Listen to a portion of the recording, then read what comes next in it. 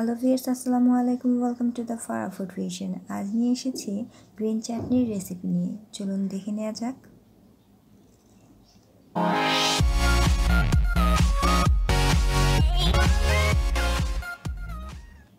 ব্লেন্ডারের জাগ নিয়ে নিয়েছি। এখন দিয়ে দিচ্ছি ধনেপাতা কুচি পরিমাণ মতন, 4-5টা কাঁচামরিচ দিয়ে দিচ্ছি। ঝালের পরিমাণটা আপনারা কম বা বেশি করে নিতে পারেন। সামান্য পরিমাণের আদা কুচি দিয়ে দিচ্ছি। 8-10টি দেশি রসুনের কোয়া দিয়ে দিচ্ছি।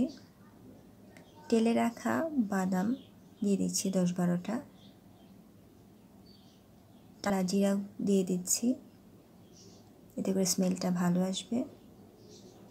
দিয়ে দিচ্ছি 1 চা চামচ লবণ। দিয়ে দিচ্ছি 2-3 টুকরা গুড়, আপনারা চাইলে চিনিও দিতে পারেন। এখানে দিয়ে দিচ্ছি 1 টেবিল চামচ তেঁতুলের কাঠ,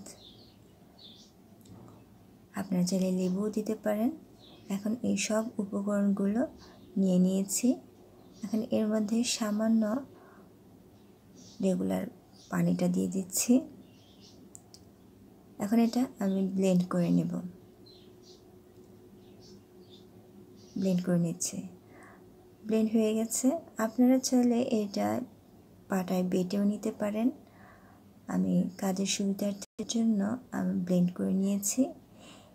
এই গ্রিন সসটা আপনারা যে কোনো কাবাব, স্ন্যাক্স বা ভাজা পোড়ার সাথে বিকেলের নাস্তায় খেতে পারেন। খুবই মজা লাগে। আর এভাবে করে আপনারা 2 দিন ফ্রিজে রেখে দিতে পারেন। যে কোনো সময় চটজলদি হাতের কাছে খেয়ে নিতে পারবেন। এখন এটা আমি একটু সামান্য ডেকোরেশন করে নিচ্ছি। এই চটজলদি রেসিপিটি কীরকম লাগলো আপনারা কমেন্ট বক্সে অবশ্যই জানাবেন। আজকের রেসিপিটি যদি ভালো লেগে থাকে লাইক, কমেন্ট, শেয়ার করবেন। নতুন নতুন রেসিপি পেতে সাবস্ক্রাইব করবেন। পাশে থাকা বেল আইকনটি ক্লিক করবেন। আল্লাহ হাফেজ।